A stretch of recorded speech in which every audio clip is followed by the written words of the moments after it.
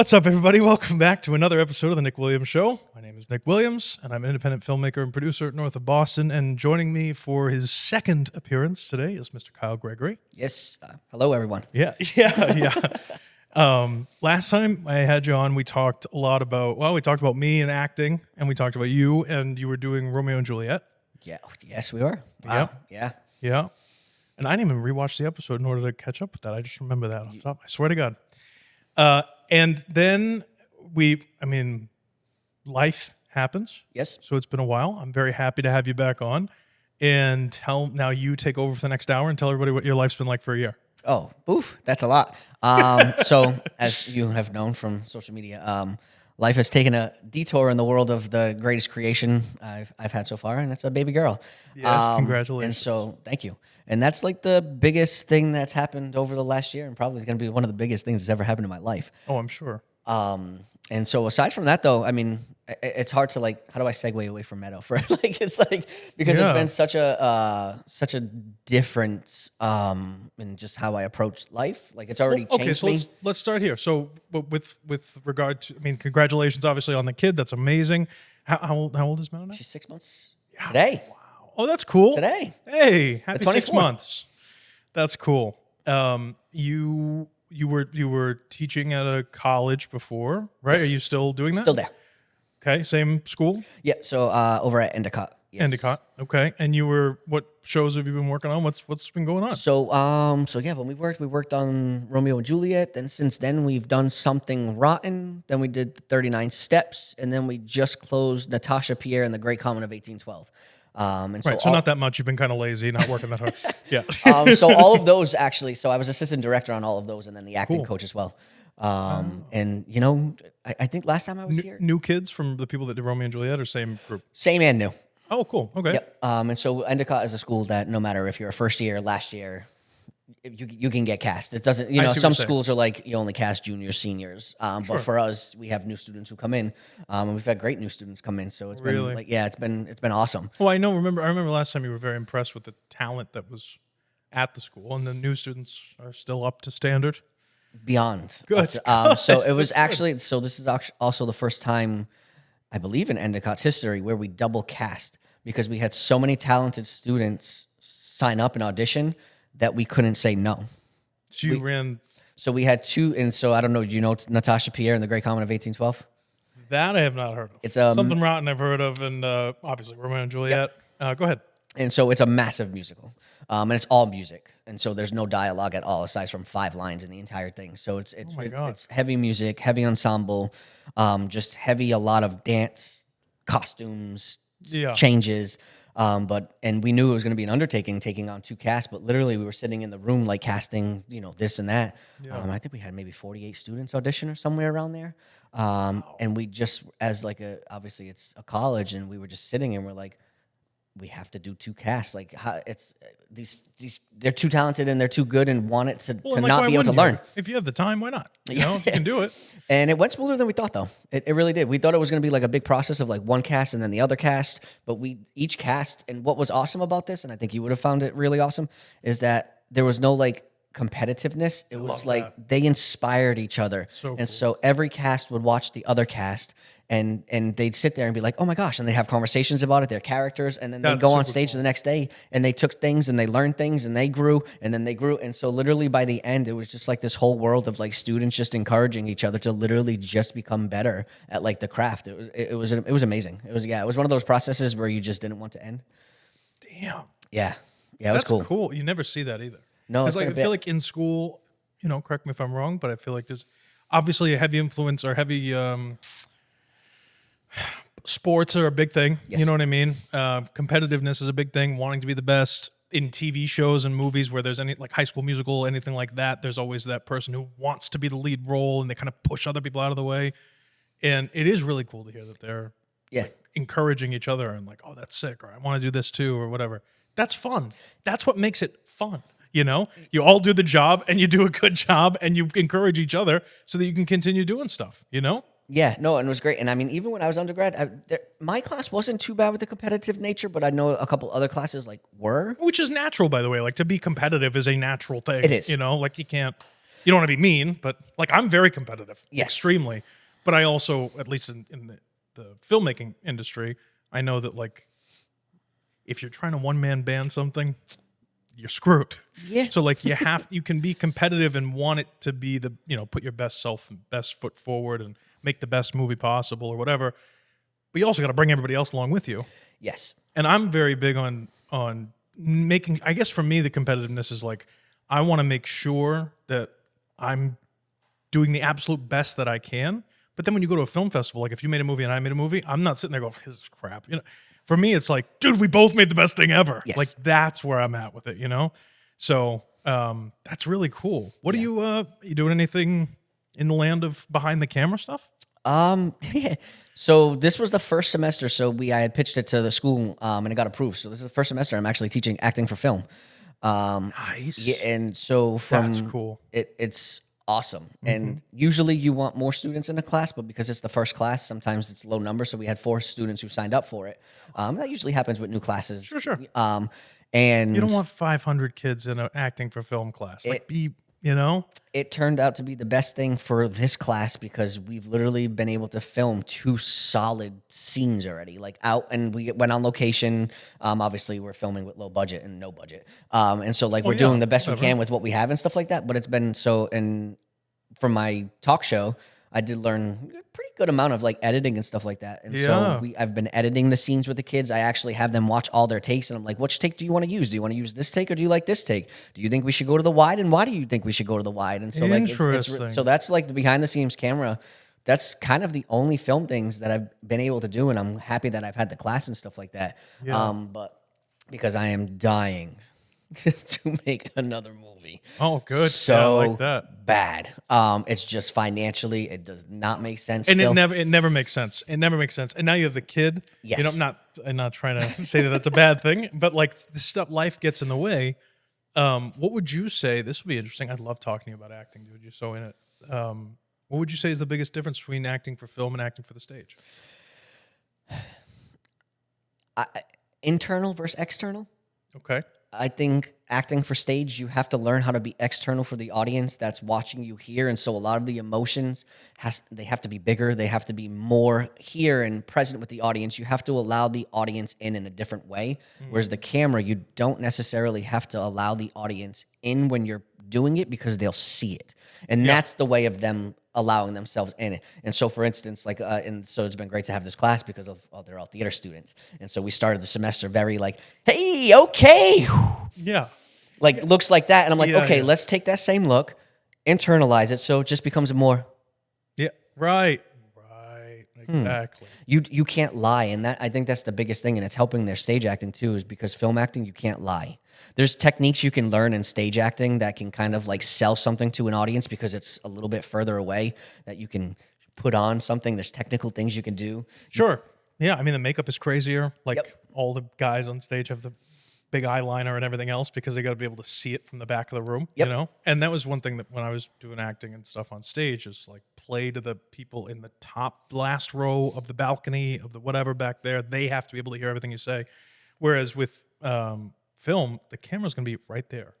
Ryan Collins is right there with the mic, like he's right there. Right there. We don't have to scream, Yep. And I think that it's interesting because film, I feel, tries really hard, even if it's like Star Wars or Harry Potter or something out there, it tries really hard to emulate real life, Whereas with stage, it's like it has to be different. It has to be bigger. You have to be louder.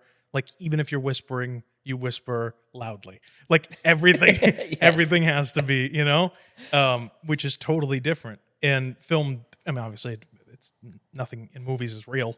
But it's where was I going with that?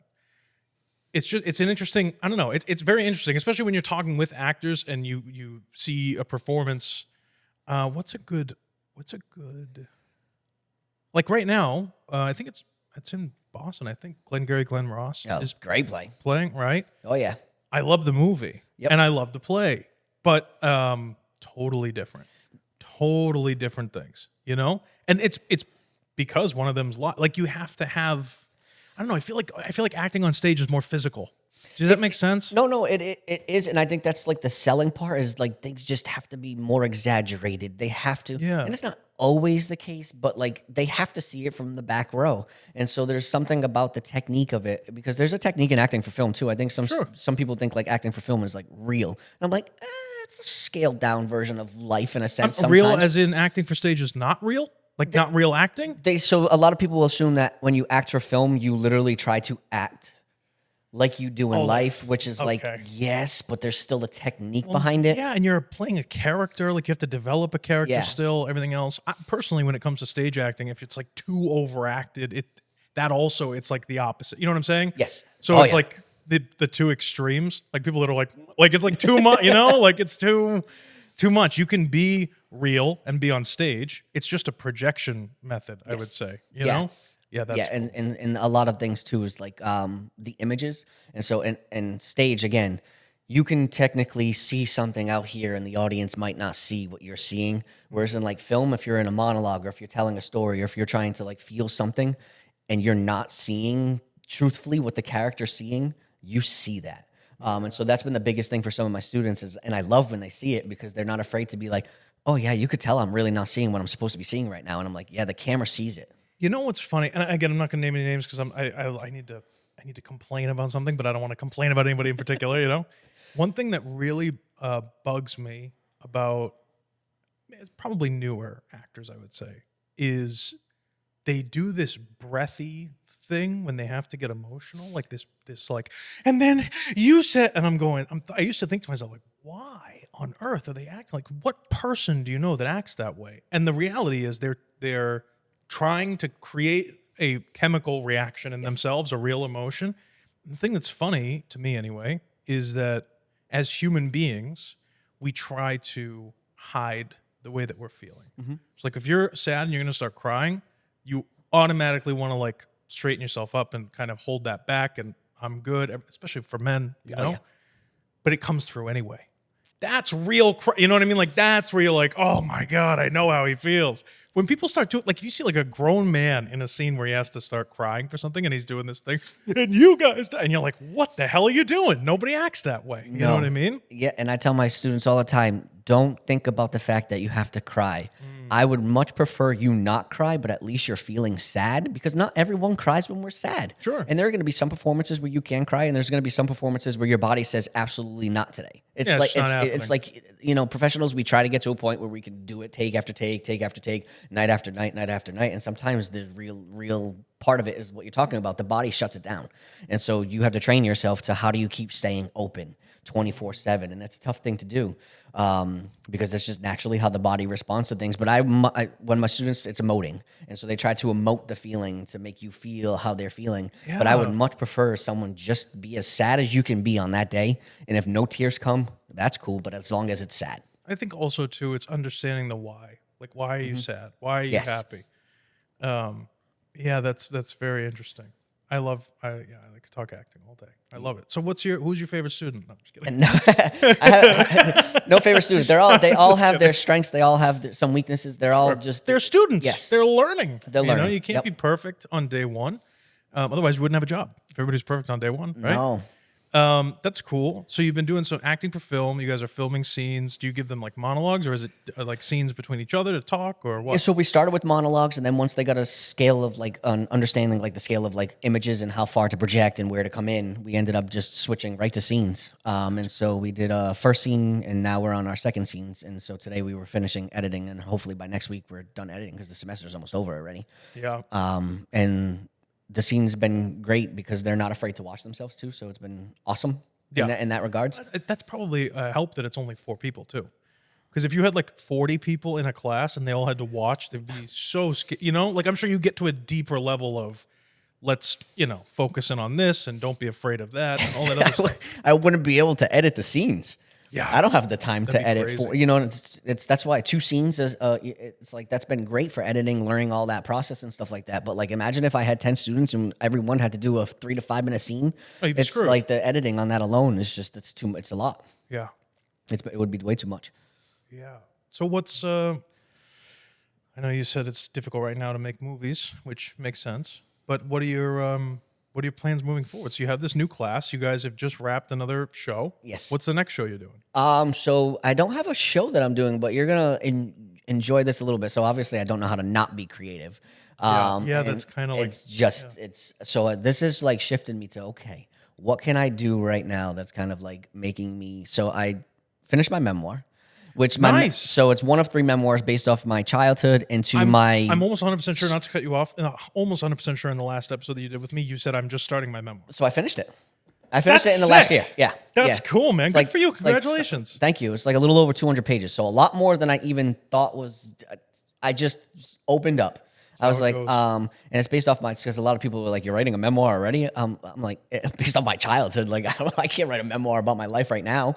You will someday. Maybe when I'm older and I can reflect on it. But yeah, so But you've had a lot of stuff go on in your life. You know what I mean? Like you've had like a lot. Ups and downs and in-betweens and everything else. I think memoirs are really cool. I want to hear all about it. Memoirs are really cool to me because it really shows us how like even if you were with a bunch of acting teachers and other actors and everything, every single one of you has a different life. Yeah. You know what I mean? You're over 10 years now sober, right? am I approaching 11 or 12? I honestly, I don't think know. 11. I think 11 this August. That's awesome. Yeah. I mean, that in and of itself, like there's so much stuff. Your journey of how you got into acting and everything else is huge. Yeah. So it's like, and it's totally different. You could have 2 people who have very similar stuff, but you don't have the same families either. So like everything would be different. 200 pages. That's nice, dude. Congrats. I never anticipated it'd be 200 pages. I was sure. I was striving because I heard like the memoir you're supposed to have somewhere between like 40 to 80,000 words, and I was like, all right, if I get 40,000 words, I'll be okay with that. And I get close to 70,000. I was like, wow, that's a lot more than I. And That's crazy. I just let it go. How's your mom, by the way? She's good. Awesome. Yeah, she's doing great. Love your mom. She's so Yeah, sweet. yeah, I know. Great cook. Great cook. Great cook. But yeah, so the memoir is I submitted it to my first agent, and this is an agent that's I was like, of course I'm going to submit to someone that's like top notch. But she is someone who only takes memoirs from people who are already like well established, and I get that that's like a hard thing. But the great thing is she actually responded to me, and usually she doesn't respond to people. And she actually responded back. She emailed me back. She said this is a powerful story, but unfortunately I don't take memoirs unless you already have a name for yourself. And I was like, it makes sense because the memoirs like usually do sell like that. But Well, this it's is nice to hear like that she took Yes. the time to like go. You know what I mean? yes. Yeah, that's So it was cool. really cool to hear that. So this, as soon as school's over, my main goal is to submit that to like a bunch of places and like publishers or publishers, agents. I want to submit it to an agent so Okay. they can deal with the. There it is. Yeah, okay, so that you have time with the kid. So I have time with Meadow. I have time to write my other stuff because we have Nimbly Wimbly, the sequel, and you know my children's book about the little cloud. I feel like I've talked to you about it before. So Nimbly Wimbly and the Great Dry Drought. I originally came out with the book in 2016. Didn't know what I was doing. I really made the book for my niece, and then it came out pretty decent. And I was like, oh, we should just make the book. And, That's cool. And then in 2021, me and the illustrator went back and like reimagined everything. So we re-released it in like a new reimagined, better story, shorter, better images, better quality. Because he learned it was 8 years or something like that. Sure. 5 years after. And so now we have Nimbly Wimbly 2 coming out in June, I believe. That's awesome. And it's Nimbly Wimbly and the Seriously Cirrus Cloud. And so it's all about how Cirrus clouds and Nimbus clouds can't be friends, and it's all just just a giant misunderstanding, and clouds are all clouds. That's great. I Yeah. love that. That's cool. So you're going to publish that as well? Yeah. That I'm self-publishing because we're working on another children's story that I just finished called Mighty Mason and the Monsters in My Mind. And so my goal is to start like really submitting my work to agents for my writing. Okay, I got to ask you because now I'm 31. You're what, 36, 35? Yeah, 36. I absolutely love my life. I wouldn't change anything, and I'm going to keep going until I drop, okay? But in my 30s now, I'm getting kind of tired. How the hell do you are like all the time, 1,000 miles an hour. How do you do it? And now you have a kid on top of it and everything else. So she's Do you ever relax? not really. No. And Katie, like even at nighttime, sometimes she'll have to tell me, like, can you put your laptop away? Yeah. Oh, I get that too. You know what I mean? Yeah. And I think there's just no relaxing in me because I just still feel there's just so much. Like you talked about right before we even hopped on the podcast, you were like, I still have so many things to do. Yeah. And so like I don't know how to not do it because like I think I finally am narrowing it down so I could just focus on writing. I'm like, I can't direct and act and write. It's just so and teach hard. yeah. It's hard to get a steam in one path when I'm constantly doing so much. And we talked about me doing too much last time here in terms of like, it was hard to go I feel places. like that's the kind of people we are. Yeah. You know?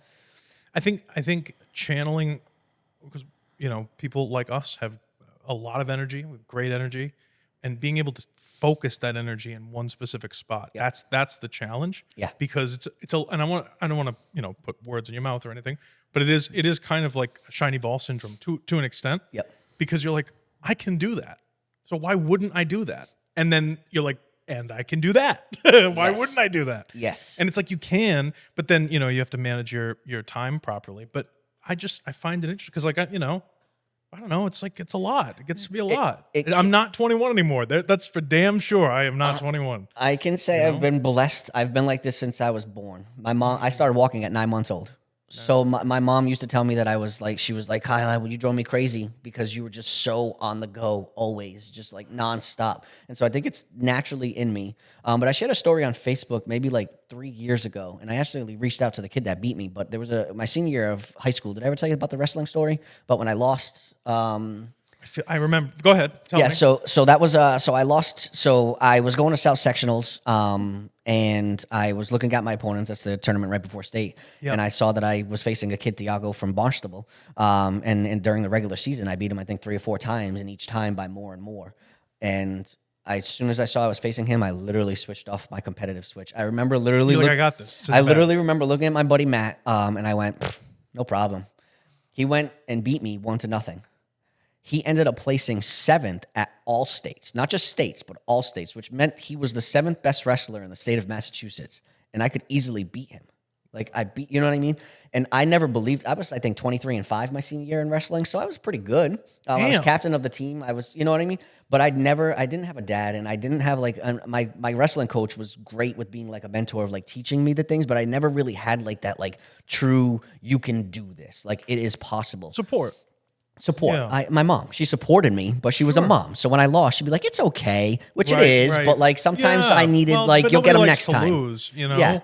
Yeah. It's so funny because the dichotomy there, yes, you're 100% right. On the flip side, especially in like TV and movies, you always have the teenage guy whose dad is like a helicopter dad who's like, well, no, you got to do it like this and you got to blah, blah, blah. And then the kid's always upset. But then if you don't have that, you're like, I need somebody. Am I doing it right? Like, what are we doing? Like, is this good or no? Yes. And I didn't, who I am now is definitely not who I was when I wrestled. I would hope it started teaching me. I would hope you're more than a teenager now. Yeah. It started teaching me some of that mindset, but I think because of that loss, it reminded me of like, don't flip off the switch ever again. And when it does start happening, how can I reshift it so I get back on track? And for me, as you know, I am constantly creating artistically. I've never been a financial guy. I've never been business minded. I've never had to. I've been a single, you know what I mean? There's never been a family to support. There's never been any of that. And so my whole main goal has been like just getting better at the art, the craft. And so I've written scripts, I've written stories, and I have a lot of, and I haven't been doing anything with them. But the greatest thing about Meadow is like, it actually, like I have to now. I have no choice but to start refocusing how I approach life, like from like a financial standpoint, because I have a family. Like there's nothing I can do now. And I think they always say like things come in life when you really need them the most. And I was always afraid to have a child. And because of like, you're never ready for it. And I've always said, I'll have a child when I'm ready for it. And I think Meadow is making me become ready for it. And so like, I might have continuously been like, I could put that script in the back burner because I'll focus on the next one and then the next one and never sell them and never move forward. But as long as I'm getting better as an artist, but now I'm like, I have no choice but to like get better as like a businessman. It makes sense. Mm-hmm. I have a question for you. Yeah. Because you're a new father. Yeah. What are you most afraid of as a dad? Whew. I guess not being able to provide. Like I think like the basic instinct of like how it kicked in when she was born. What was that like? The birth? Or not or I mean, if you want. Well, but what was that like? Because it's, even though you know you have a kid on the way, and I'm sure you guys prepped a room with the crib or whatever it was, whatever you guys do. But a pregnant woman is different than your significant other holding your child, Yeah. and you holding your child for the first time or whatever it is. What was that change like? Because like you anticipate it, and you're like, oh, I'm gonna be this, I'm gonna do this, and blah blah blah. Then you actually have the kid. Yep. What's that like? Surreal. Yeah. It's just surreal. I think every day is surreal, and I think I'm finally starting to like, oh, it's my daughter. Like, do you see a lot of yourself in your daughter? I do. That's cool. I see Katie too. A lot of people. Oh, sure, of course. But I do see a lot of, not just like physically and stuff like that, but like temperament. Oh no, yeah, I meant like funny facial expressions and things that what I mean. Stuff. I know she's 6 months old, but I'm saying like no. But from describing my mom how I was when I was a baby, just temperament. Yes. Meadow does not like to stay still either. Interesting. She is. She hates staying still. And so like. And I mean, I love that because it's going to be great for when she's older because she's going to want to do things, or I'm hoping that stays there. But there are some babies who are a little more relaxed, Meadow is like me. Yeah, so I got my hands full. I can already tell that it's coming, but it's surreal every day. It's adjusting. They say it's like a profound and distinct type of love. Yeah, that like you can't even fathom until it's your kid in your hands. Like you love your mom because she's your mom. Yeah. But you have that mom, you're the son, she's the mom kind of dynamic. And you might, love a teacher that you had in high school, whatever. But you love them as a teacher, And then you love your buddies and your friends and your girlfriend or whatever it is, wife, whatever. But it's all in those specific roles. And then you have a kid and you're like, if I screw this up, you're dead. You know what I'm saying? Yeah. So that's got to be a different experience altogether, Yeah. That's cool, man. It's cool. It's a little life. I've always said, and I'll say it. I've said it before, and I'll say it again. I think you are going to be an amazing father. You're very positive, inspiring. You're a teacher, which is great. I think you do a great job. In my opinion, from the outside looking in, from the very outside that I can see, you have nothing to worry about. You have nothing to worry about. You're gonna be a great dad. You are a great dad. But like, you know what I mean? Like you have nothing to worry about, man. No, honestly, the only thing that I worry about is literally just like the providing, like just making sure not just survive, like not that I was just surviving, but like being a single guy. Being a bachelor is different than having a kid. It's so different. Yeah. Life is different. Yeah. Being a bachelor, being a single guy is different than just being a guy in a relationship. Yes. But then to add that next level of care that you need to provide. How's Katie dealing with everything? No, Katie's great. Yeah. She's a great mom. That's awesome. It's so helpful that Katie is a great mom. Like Katie loves being with Meadow. Mm-hmm. So it helps tremendously that there's like some moments, but honestly, like Katie has been fantastic with Meadow. Like loves her so much. Sometimes I'm like, a little too much. Not that you can love your child too much. Like there's no such thing.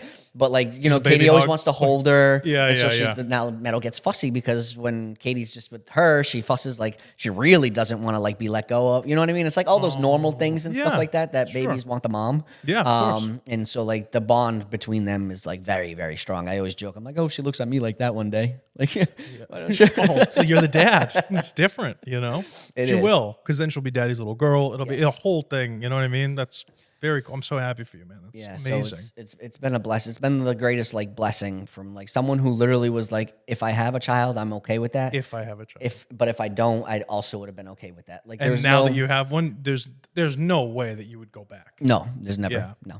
No, it's impossible. Like, I love the little bean. She's so cute. But that's what I'm saying. Like you were okay with potentially not having a kid, and we can talk about acting stuff too. But now we're on this.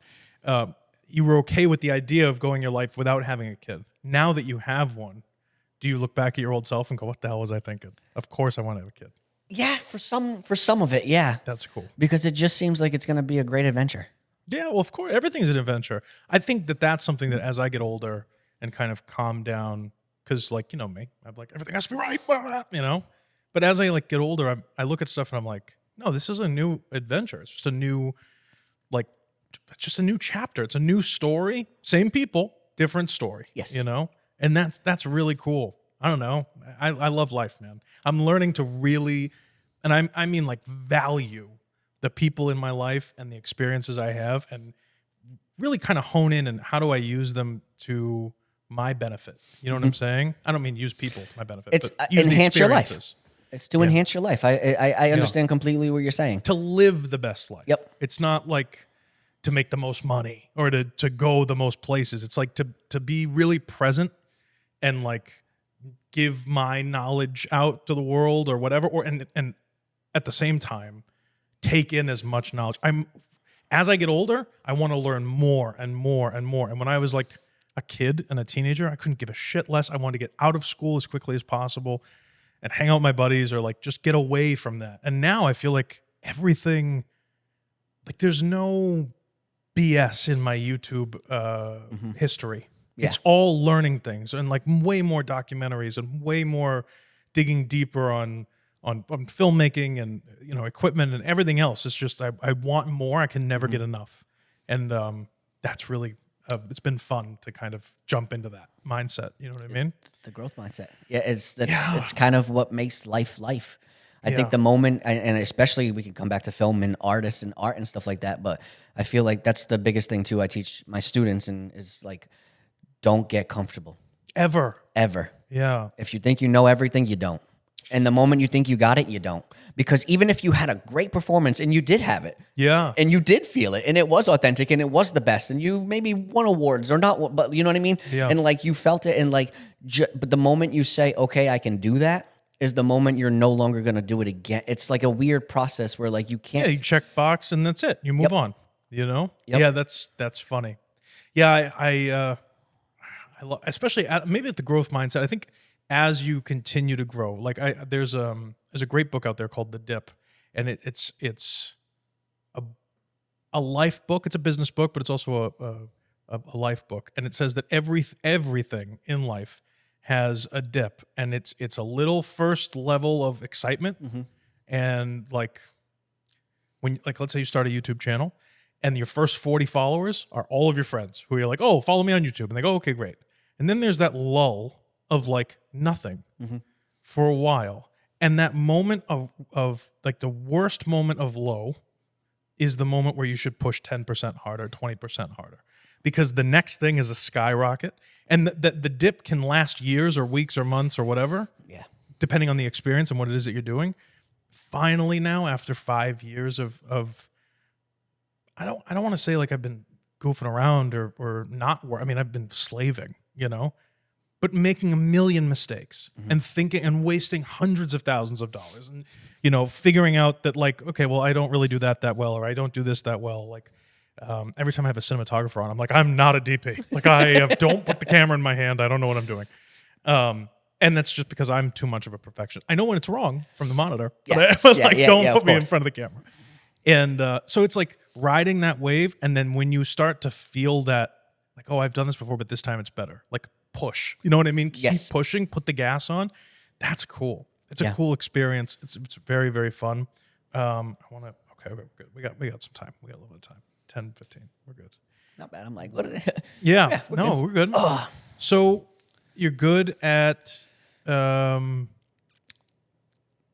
have the new class, you have the new kid, Yeah, the new, oh my God, you have the new everything. Yeah, and so I think if we want to come back to like film and art and stuff like that, so I was like, I think that's why I'm always like on the go, is because my log list of scripts and stories that I have just needed like written down, that needed to be all written out. Is quite a bit, and I'm blessed that ideas continuously pop into my brain. Like I feel very blessed in that sense.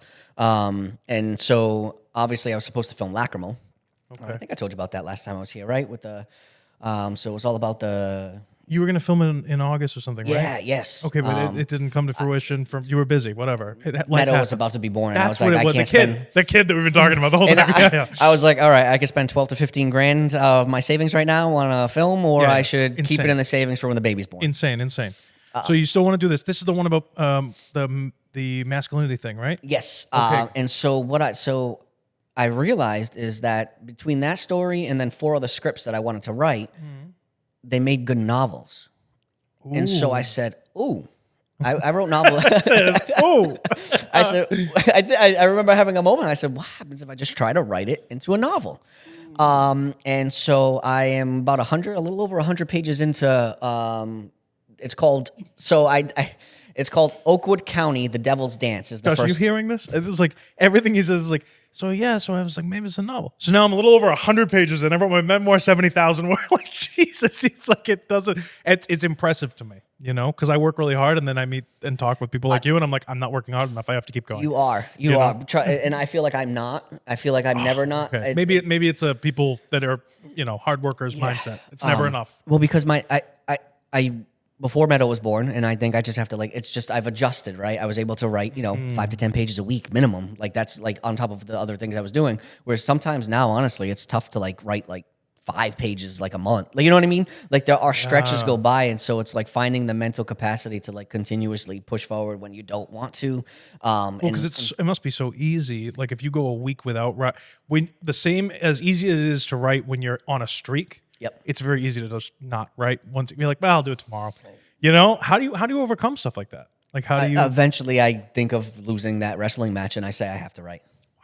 It'd be 10 o'clock at night. I've just had literally a 12-hour day, especially because my commute to work is an hour and a half each way.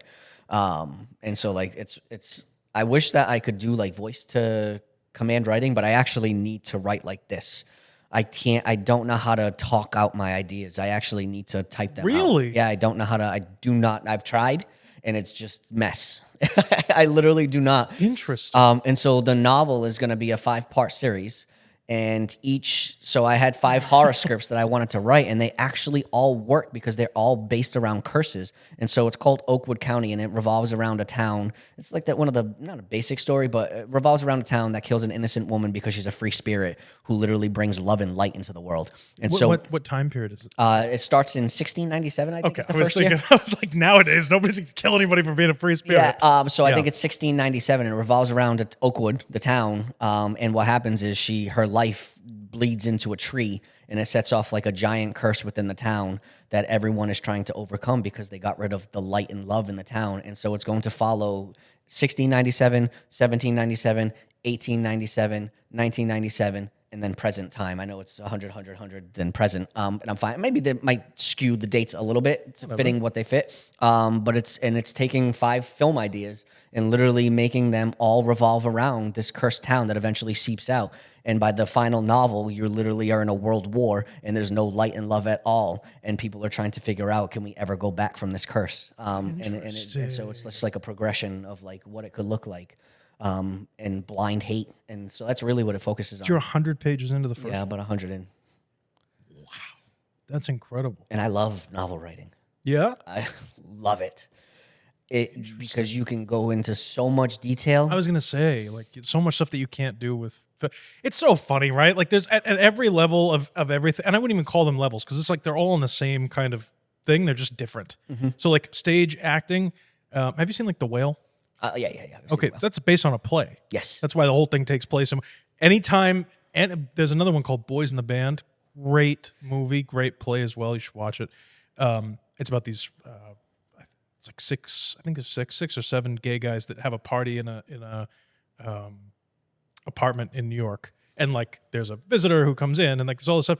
And you watch these films, and you're realizing this is all taking place. This 2 hours is all taking place in the same setting. And then every time I don't see a big scenery change, I Google it, and I'm like, oh, it's a play. That's why. Yes. So it's this would be so good to see. Glenn Ross is a great example. Everything's in the office with the rain outside. Great movie, great play. I love that stuff. Do you find that it's nicer, or do you like it more with novel writing because you can expand things very quickly at no budget, no cost? Love it. Yeah. That's cool. And there are times where I'm writing something and I just continuously allow myself staying on action, and sometimes veers off, and I'm like, all right, maybe this is a little too much.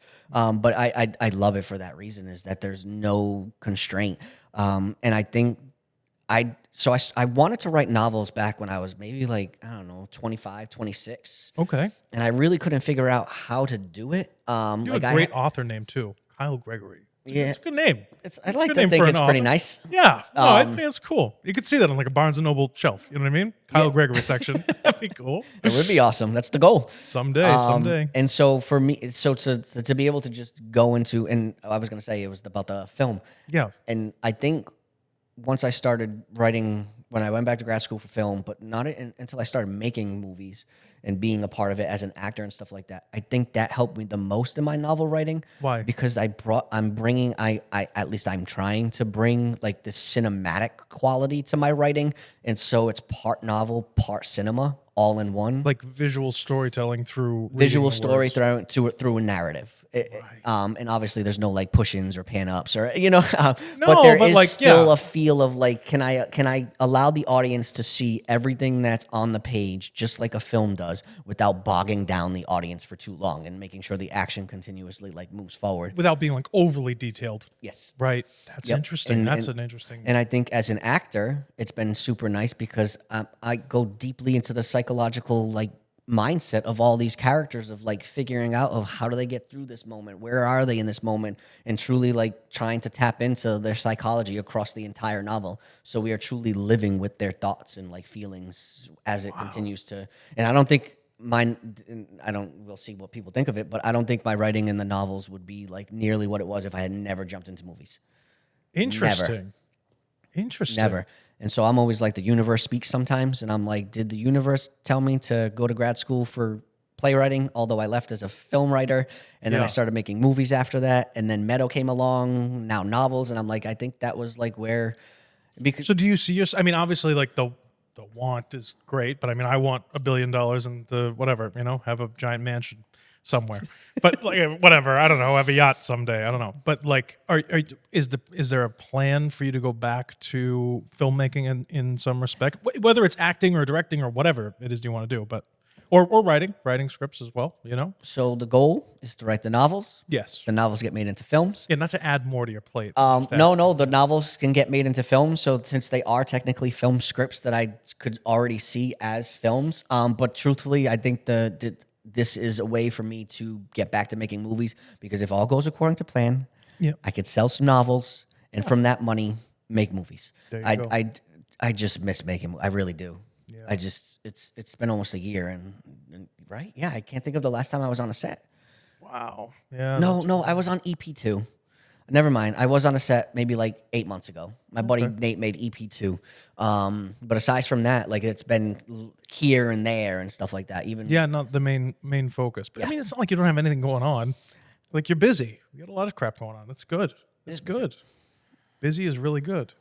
I'm glad that you were able to like squeeze in some time for me too in your busy schedule. That's great. No, this was great. Also, I'm looking at you and then I'm like, am I underdressed?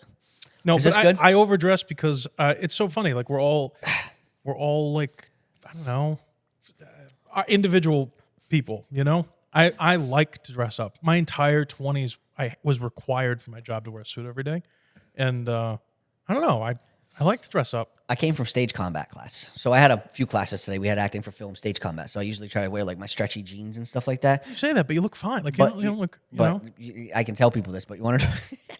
The reason I have to wear certain clothes right now is because none of my clothes fit me anymore because I've gained almost 35, 40 pounds. Actually? So, yeah. You don't look. It's because the black. I strategically wore it. Oh, see, I wear black and I just look like a tire. I just look like a tractor wheel.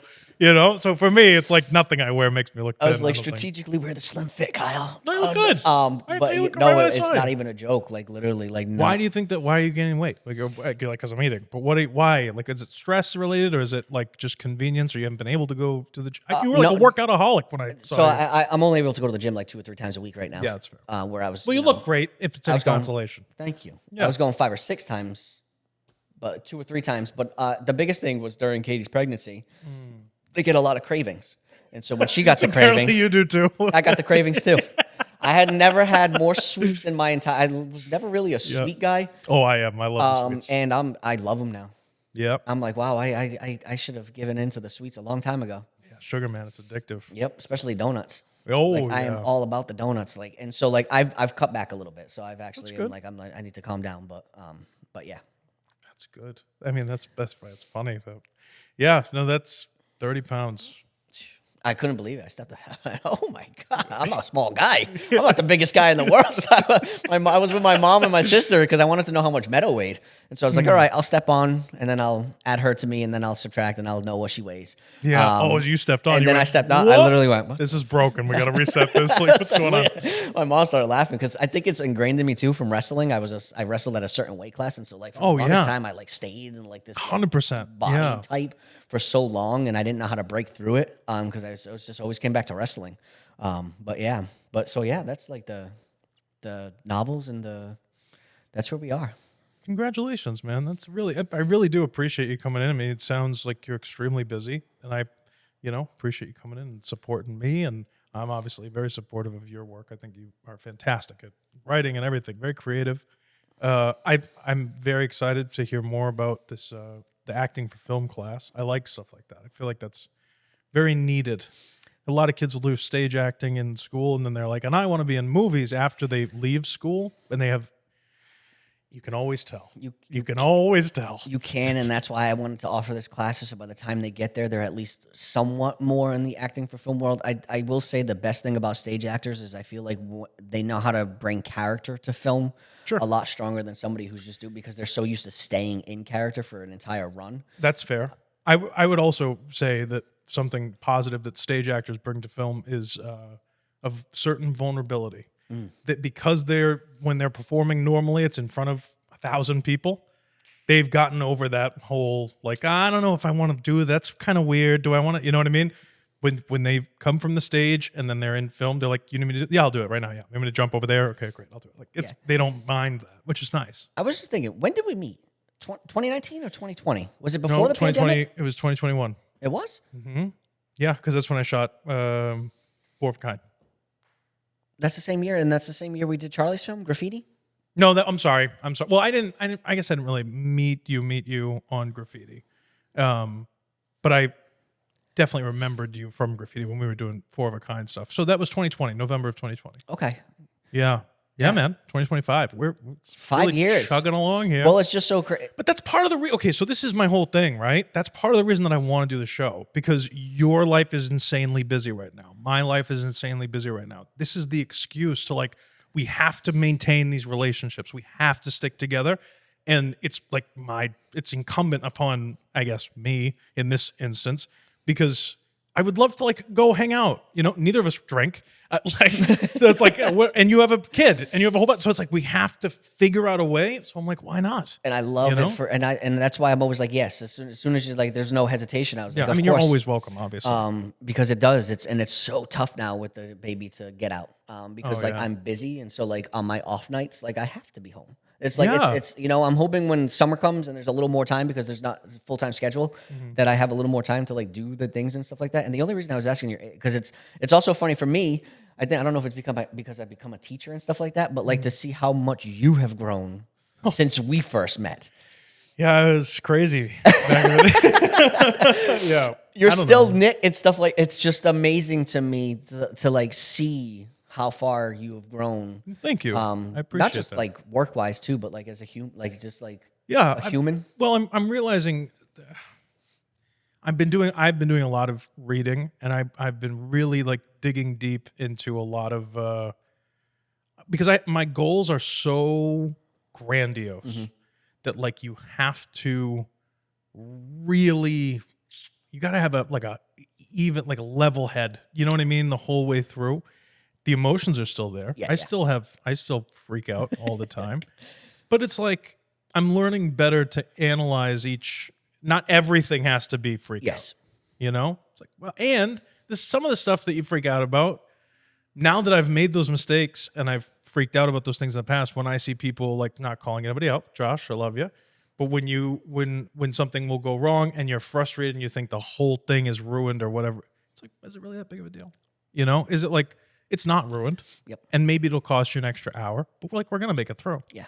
Whereas before, when we first met, when I was 25, 26, whatever it was, I was everything has to be perfect for the first time, and I would rather, first of all, you maintain relationships better when you don't freak out all the time.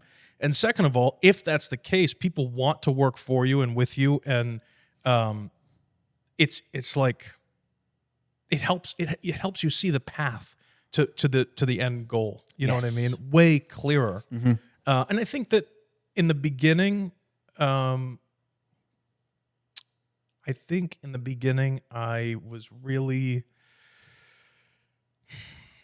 had come from a place, from an industry where they don't do any soul searching. Everything is like, if you mess this up, you're dead to me. Like, you gotta just do it everything has to be perfect or you're just done. And if you're the best, you're just the best today because there's always tomorrow and you could just be that much better. And that's not art, that's not real. That's sales. Yes. And it's high pressure, high stress. And then I did kind of have a moment of reflection, like in 2022-ish, I want to say, where I'm thinking to myself, why am I so stressed? Like, why? I'm doing what I tell people and what I tell myself. This is the dream. Like, I make movies for a living. I play pretend with a camera for a living. What the hell do I have to be stressed about? Just relax. It's no big deal. Or you'd have a guest that would cancel on the podcast for whatever, and you had this whole thing planned out. Instead of going to sit here and do it yourself, talk to Josh. Like what? Do it. I think this has helped me a shitload because I had so many fears of being in front of a camera or not looking 100% perfect in everything that I do. I'm realizing that I don't need to look perfect every time. And I make myself laugh. Josh knows when I'm editing this stuff, I crack up, laugh. I'm like, look at me, I'm so goofy with certain, it's so funny to me. And there's just you just catch more flies with honey and you can learn from all the flies. That's the thing. You can. Yeah. No, really you sure cool. can. I tell my students all the time when they're like freaking out about like doing a scene for like a final, I'm like, it's just acting. I don't mean to demean acting. I love acting. I think it does take pretend. It takes, but like we could literally be doing a lot of other jobs that are like terrible or hard or like just take right. We are literally playing with our imaginations and we get to perform this art. Like it's a blessing that we get to do this. It's not rocket science. It's not brain surgery. Right. We're not life or death. We're entertainers. That's what we do. It's just acting. That's really, all it is. And that doesn't make it bad or good or whatever, but it's not brain surgery. It's not rocket science. You're not saving the human race. Sometimes I feel like we are, though, a little bit. Like sometimes movies and acting, and it's a release from BS. Humanity. We save humanity. The arts are needed to save humanity, but that's not a pressure we could worry about. We just hope that humanity listens. Maybe. Right? You know what I mean? Yeah. But I think that's the biggest thing that I've seen. I think when we first met, you were so focused on project. Making sure the project is perfect, where I feel like now just talking to you, and I haven't been on a film set with you in a bit, but I feel like whenever we make another one, it's probably going to be like, how can we make this project the best with everyone we're here? Like, I want to make the coolest art piece. I really want to focus on the message. I want to focus on the story and something that I've really, I think it was my 30th that I really kind of locked it in. 30 does something to you. It does. And I talked to my dad about this too on my 30th birthday. We both smoked cigars. We went up and we were in Seabrook smoking a cigar. And I was like, is it over? Like, am I done? Is that it? And he's like, you're an idiot. My dad. You feel that way? My dad said, he told me, he goes, when I was 29, I was homeless. I had nothing. I was drinking every night. I had a job that would pay you cash at the end of the day. And by the next morning, the money was gone. Like, that was his life. He goes, by 32, we had an 8,000 square foot house. And I was married with one kid, another one on the way, and I'm growing a business. He's like, your life is just beginning. Mm-hmm. For the first 25-ish years of your life, you're not even human yet. Like, you're just not. And now you're in the prime. Mm-hmm. And you can you don't have, like, not that you should go out and do drugs or anything, but I'm saying, like, when you're 17, you can't do anything. Mm-hmm. You know, when you're 21, you just got the right to drink. You just got the right to rent a car in something. You know what I mean? Like, there's just like all these things that are like, here it is. And that doesn't make you an adult. It just means like, okay, so here's a new experience for you. When you hit like 30, you feel it. You know, you do. But you also have such a huge perspective on, I mean, when you're in 8th grade, you think that you're an adult, like you're just, this is it, because it's all right now. Yep. I don't know. I think that changed, and I really have started to focus a lot on, and I think having Josh here has helped me a lot in this too, teaching and helping other people grow. You know what I mean? It has helped watching other people. I don't want to say beneath me because it's not about a level, but people who are doing things for the first time that I already know how to do. Watching them mess up and freak out about something, and then realizing that I would have freaked out as well, and being like, "You don't have to freak out. Here's the solution." Being that kind of person, and mentoring and helping others grow themselves and stuff like that through film or whatever. That's changed my entire perspective on everything, because life is not about yourself. It's about the people around you. That's the journey. It's a really cool feeling. It's nice. As a teacher, and it's the coolest feeling because you realize you learn more by giving to others. Oh, yeah. You think you 100%. don't, but like you do, because not only are you teaching what you feel you know, you see them do it, and then it clicks differently. That's what it is. That's exactly right there what it is. The older I get, the more I realize that I know so little. And I'm trying to know more, you know? It's cool. Kyle Gregory, thank you so much for being here. I appreciate you. You're amazing. Thank you, man. Seriously. I can't wait to see what comes out next. I'm not much of a reader, but I'll audiobook your books when they come out. I was like, is that the goal? But yeah, thank you. Yeah. This has been awesome. Great. Like, subscribe, share with your friends. Go to Endicott and get a lesson, you know? read a book. Yeah, it's great. Thank you. We'll see you next week. Thanks so much.